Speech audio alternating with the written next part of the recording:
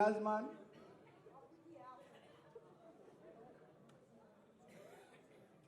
Congress party से वर्तमान में विधायक के रूप में जीत के आई पुत्री शिमला नायक समाज के प्रदेश अध्यक्ष भंवरलाल जी आरटीओ साहब, हाल ही में कांग्रेस पार्टी ने SC/ST मोर्चे का प्रदेश अध्यक्ष बनाया भाई रामेश्वर जी चाहुरिया। मातृशक्ति मंच पर विराजमान, सबका नाम लूंगा तो समय ज्यादा लग जाएगा क्योंकि 5 मिनट का ही तो समय दिया। सम्मानित मंच, मेरे सामने विराजमान मेरे मोतियों से मांगे मेरे पिता तुल्य बुजुर्गों, नौजवान भाइयों, माताओं, बहनों, प्यारे बालकों, आज ये हर्ष का विषय, आज जो हमें 2 विधायकों की जो टिकट मिली, इसका आप सब समाज को श्रेय है। भाइयों, हमने समाज जगाने का काम किया, सभी समाजसेवी लोगों ने, और जगह जगह जागृति लाए हम और जगाया समाज, जिसका नतीजा ये रहा कि 2 टिकटें हमें मिली। बार बार हमने पार्टियों का मंच के माध्यम से ललकारा कि कांग्रेस भी हमें भूल गई और भारतीय जनता पार्टी भूल गई। ऐसा मेरे भाषण में मैंने ललकारा था। गत दिनों में दुलाराम जी को टिकट दी, भाई सोनलाल जी को टिकट दी, दौलत राज जी को भी टिकट दी, परंतु बीच में 10 साल का गैप दे दिया। कांग्रेस और भारतीय जनता पार्टी दोनों भूल गई। बीच मनफुलाराम जी को भी दिया, परंतु अब बीच में गैप दे दिया।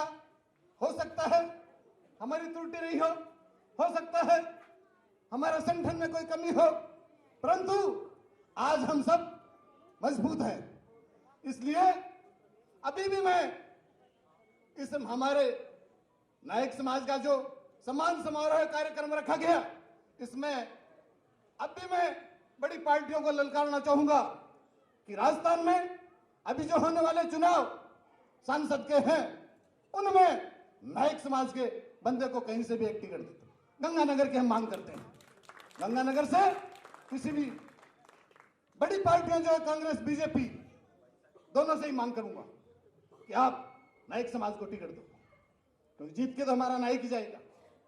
इसलिए जहां तक मेरी आवाज जा रही है, पत्रकार बंधु भी बैठे हैं, मेरी बात को पहुंचाएं और सबका पार्टियों को मैं मांग भी करता हूं, ललकारता भी। यदि हमारे समाज का मान और सम्मान नहीं किया तो हम जो लक्ष्मणगढ़ से हमने आवाज उठाई थी कि हम खंडन करेंगे वोटों का, तो इसी हिसाब से हम खंडन भी करें। नहीं तो राजी राजा हमको एक टिकट गंगानगर से दे दो। जो पार्टी हमारा मान और सम्मान करेगी, हमें टिकट देगी, हम सब उनके साथ रहेंगे। इतना मैं कहूंगा।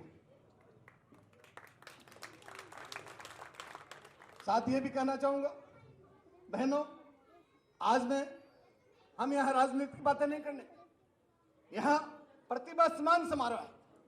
हमारे 2 विधायक आपने दिए, पार्टियों ने टिकटें दी और आपने 2 विधायक दिए, इसलिए आपका और ये हमारे जो जनप्रतिनिधि है उनका सम्मान करने का कार्यक्रम।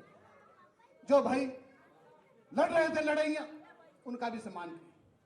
पढ़ने वाले जो बच्चे तैयारी कर रहे, उनका भी सम्मान। तो सम्मानित साथियों, आपको ध्यान में रखना होगा, ये राजनीति का जमाना है। शिक्षा के बिना जैसे जीवन अधूरा रहता है, उसी हिसाब राजनीति के बिना भी जीवन अधूरा है। भाइयों, आज पिछले कई दिनों में देखते हैं,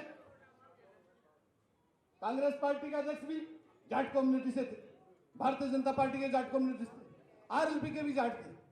तो जब ये सब पार्टियों में घुसे रहते हैं, तो आप क्यों नहीं घुसे रहते? आप भी रहो, अपना वजूद बनाओ, परंतु जब समाज की बात आए तो एक झंडे के नीचे आ जाओ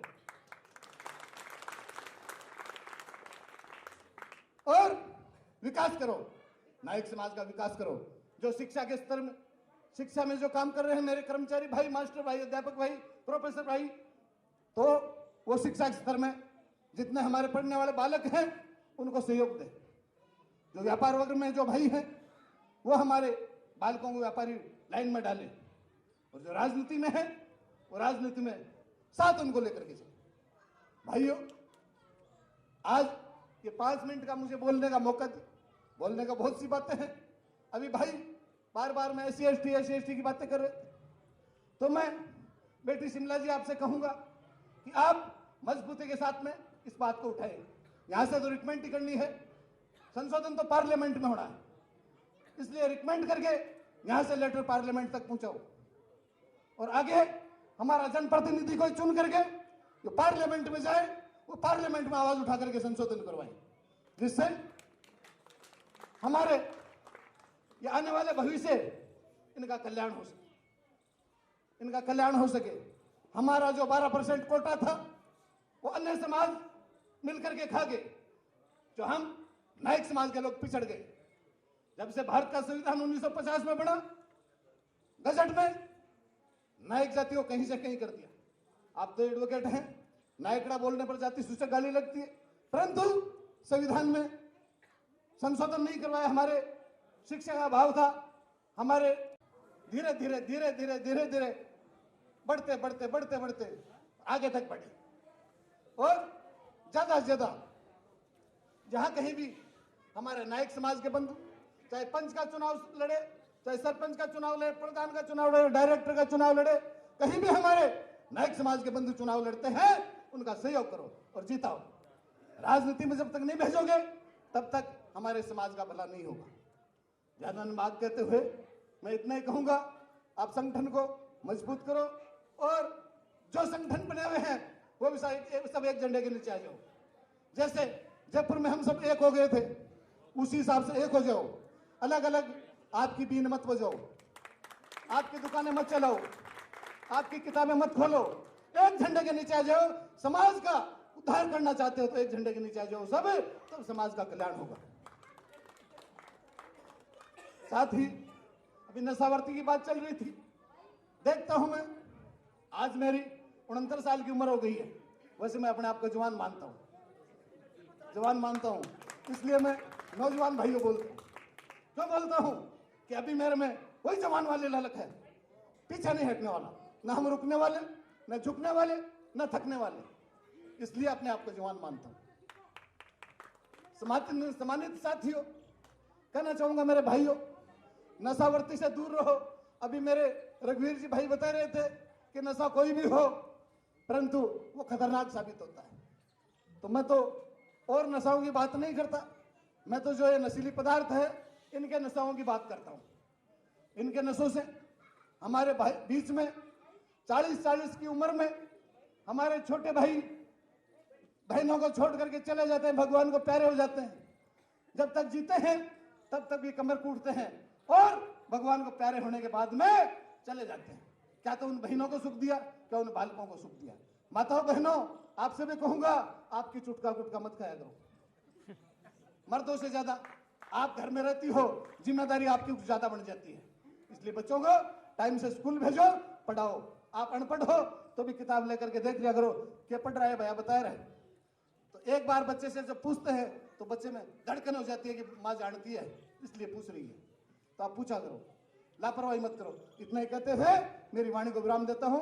आपने मेरी बात सुनी, बहुत बहुत धन्यवाद। जय भारत, जय हिंद।